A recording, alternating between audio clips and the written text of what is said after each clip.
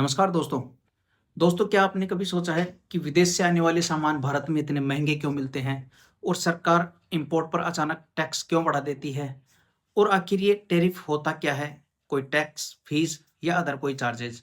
दोस्तों, आज के इस वीडियो के माध्यम से हम विस्तार पूर्वक जानेंगे कि एक टैरिफ का पूरा कॉन्सेप्ट क्या होता है और आसान भाषा में समझेंगे कि टैरिफ क्या होता है, कौन-कौन सी वस्तुओं पर टैरिफ लगाया जाता है, टैरिफ कितने प्रकार का होता है और टैरिफ का आम आदमी के जीवन पर क्या फ़र्क पड़ता है। तो आइए विस्तार पूर्वक जानते हैं।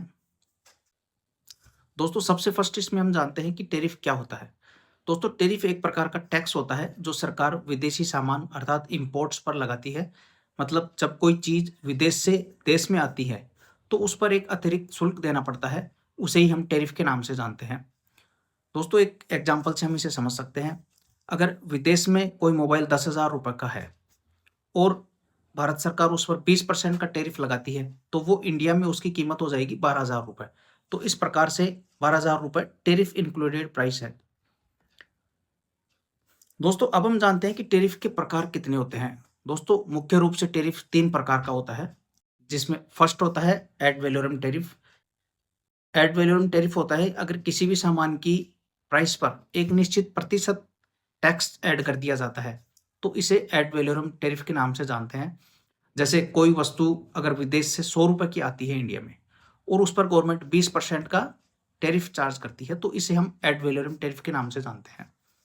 दोस्तों, सेकंड इसमें होता है स्पेसिफिक टैरिफ। स्पेसिफिक टैरिफ में किसी भी आइटम की प्राइस पर एक निश्चित राशि ऐड की जाती है टैक्स के रूप में। इसे ही हम स्पेसिफिक टैरिफ के नाम से जानते हैं।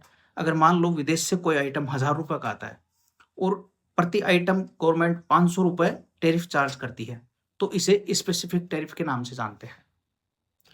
और दोस्तों, थर्ड इसमें होता है कंपाउंड टैरिफ।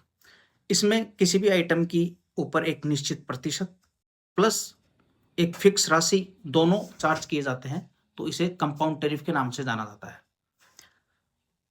दोस्तों, अब हम बात करते हैं कि सरकार टैरिफ क्यों चार्ज करती है, क्या जरूरत है गवर्नमेंट को टैरिफ लगाने की। तो दोस्तों, इसमें सबसे फर्स्ट आता है घरेलू उद्योग की सुरक्षा।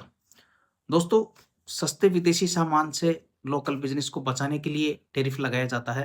अर्थात अगर पॉसिबली है कि कोई आइटम इंडिया में जिस प्राइस पे बन रहा है, विदेश में वो आइटम उससे भी कम प्राइस पर मैन्युफैक्चर हो रहा हो, तो गवर्नमेंट टैरिफ के माध्यम से उसकी प्राइस को इंक्रीज कर देती है। अर्थात मान लो अगर इंडिया में कोई वस्तु 100 रुपए की प्रोडक्शन में है, उसकी प्रोडक्शन प्राइस 100 रुपए है और विदेश से वो आइटम 80 रुपए में परचेज हो रहा है, तो जो इंडियन जो कस्टमर्स है, वो विदेशी आइटम की तरफ ज़्यादा रुझान रखेंगे क्योंकि वो सस्ता है। तो गवर्नमेंट टैरिफ के माध्यम से उसकी प्राइस बढ़ा देती है। अर्थात वो 80 रुपए का आइटम है, उस पर इस प्रकार से टैक्स लगा देती है कि उसका प्राइस इंडियन प्रोडक्ट के मुकाबले हायर हो जाता है। तो उसका इम्पोर्ट कम से कम होगा क्योंकि उसकी प्राइस इंडियन प्रोडक्ट से ज़्यादा है। तो इस प्रकार से भी घरेलू उद्योगों की गवर्नमेंट सुरक्षा करती है, उनको उनको सर्वाइवल का अवसर प्रदान करती है टैरिफ के माध्यम से। सेकंड इसमें होता है कि सरकारी राजस्व बढ़ाने के लिए। दोस्तों, गवर्नमेंट के पास टैरिफ जो है सरकार की एक कमाई का एक स्रोत है, उससे एक अच्छा खासा परसेंटेज गवर्नमेंट के पास आता है। इस प्रकार से गवर्नमेंट का एक रेवेन्यू का एक अच्छा सोर्स है टैरिफ। थर्ड इसमें होता है ट्रेड बैलेंस सुधारने के लिए। दोस्तों, आयात कम और निर्यात ज़्यादा रखने हेतु गवर्नमेंट टैरिफ का इस्तेमाल करती है। अर्थात अगर गवर्नमेंट इंपोर्ट्स पर टैरिफ चार्ज करेगी, तो उससे होगा क्या कि उससे इंपोर्ट्स की जो गुड्स की वैल्यू है वो हायर हो जाएगी। तो उससे इंडियन प्रोडक्ट्स जो है वो सस्ते रह जाएंगे उसके मुकाबले, विदेशी प्रोडक्ट के मुकाबले। तो इंडियन प्रोडक्ट ज़्यादा सेल होंगे। तो इससे होगा क्या कि एक देश की इकोनॉमी पे ये इफेक्ट होगा कि इंपोर्ट कम होंगे और उसका प्रोडक्शन जो है वो सस्ते में पड़ेगा, तो इस प्रकार से वो एक्सपोर्ट उसके ज़्यादा बढ़ेंगे। तो किसी भी अर्थव्यवस्था के लिए ये एक पॉजिटिव साइन होता है कि इंपोर्ट्स उसके लिए कम है और एक्सपोर्ट्स ज़्यादा है। तो इस प्रकार से भी टैरिफ के बेनिफिट्स हैं। दोस्तों, अब हम बात करते हैं कि टैरिफ का आम जनता पर क्या असर होता है। तो सबसे पहले हम बात करते हैं कि बेनिफिट्स, आम जनता को क्या क्या बेनिफिट्स हैं टैरिफ के। दोस्तों, सबसे फर्स्ट इसमें आता है कि लोकल कंपनियां मजबूत होती हैं। दोस्तों, लोकल कंपनियां किस प्रकार से मजबूत होती हैं कि टैरिफ के माध्यम से गवर्नमेंट विदेशी जो सामान है, जो इम्पोर्ट्स गुड है, तो उस गुड्स की जो प्राइस है इंडिया में वो हायर कर देती है गवर्नमेंट टेरिफ के माध्यम से। तो इस प्रकार से जो यहाँ की लोकल इंडस्ट्रीज है वो अच्छे से सर्वाइव कर पाती हैं, क्योंकि उनको एक अनावश्यक एक कंपटीशन से दूर रखा जाता है। उनको प्राइसों का लोअर साइड ले जाने के लिए किसी प्रकार का दबाव नहीं रहता, क्योंकि विदेशी आइटम जो है वो उनके मुकाबले महंगा पड़ता है। तो इस प्रकार से लोकल कंपनियां हैं वो भी मजबूत होती हैं। सेकंड इसमें होता है कि रोजगार बढ़ाना। दोस्तों रोजगार किस प्रकार से बढ़ता है? अगर इंडस्ट्रियां जो इंडिया में है, इंडियन इंडस्ट्रियां सर्वाइव करेंगी तो वो रोजगार को भी बढ़ावा देंगी। दोस्तों अगर इंडिया में इंडस्ट्रियां जो है अपनी सर्वाइव करेंगी, अच्छे से ग्रोथ करेंगी, तो उनको बेसिकली रोजगार जो है वो लोकल सप्लाई से ही पूर्ति होगी। उसमें स्किल्ड अनस्किल्ड सभी प्रकार के लोगों को रोजगार मिलेगा। तो ये भी एक बेनिफिट है। दोस्तों अब हम बात करते हैं कि आम जनता को टैरिफ के क्या क्या नुकसान है। तो दोस्तों इसमें सबसे फर्स्ट आता है कि सामान महंगा हो जाता है। वो किस प्रकार से? दोस्तों टैरिफ के माध्यम से गवर्नमेंट विदेशी जो आयात है, जो इंपोर्टेड गुड्स है, उसकी प्राइस हायर हो जाती है।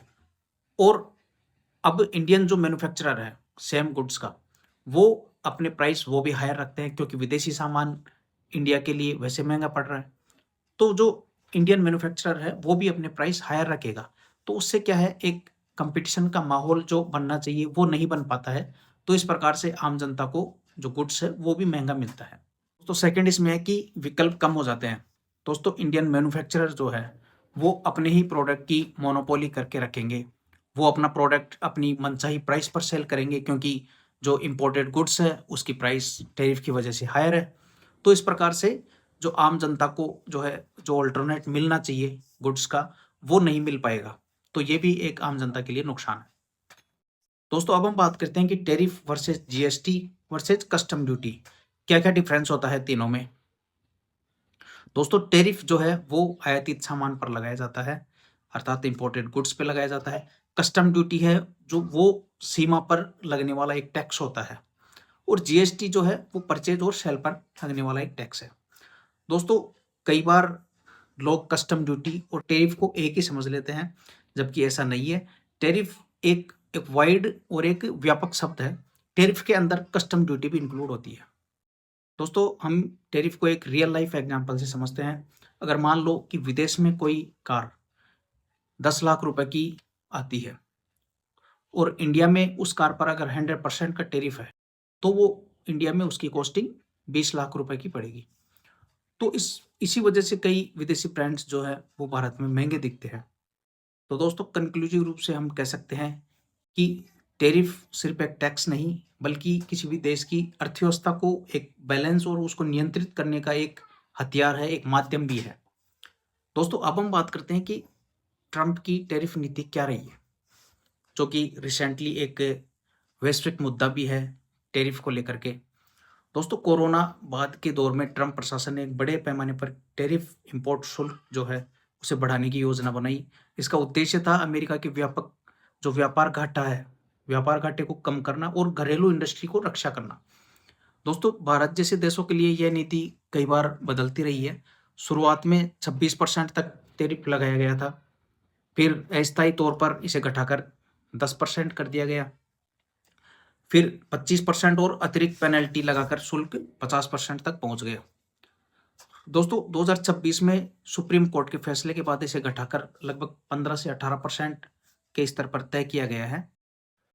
अमेरिकी सुप्रीम कोर्ट ने फैसले में कहा कि राष्ट्रपति को एक तरफा बड़े टैरिफ लगाने का अधिकार सीमित है और उसे कांग्रेस से अधिक शक्तियां नहीं मिलती हैं। इसी फैसले से जो है नीति में बदलाव हुआ है।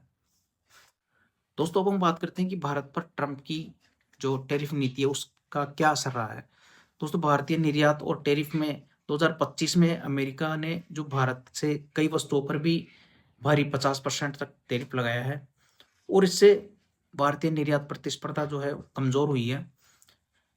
इन सेक्टर्स में ज़्यादा प्रभाव देखा गया है, जैसे वस्त्र उद्योग, textile, gems and jewellery, sea food, समुद्री उत्पादन, लेदर व फुटवियर।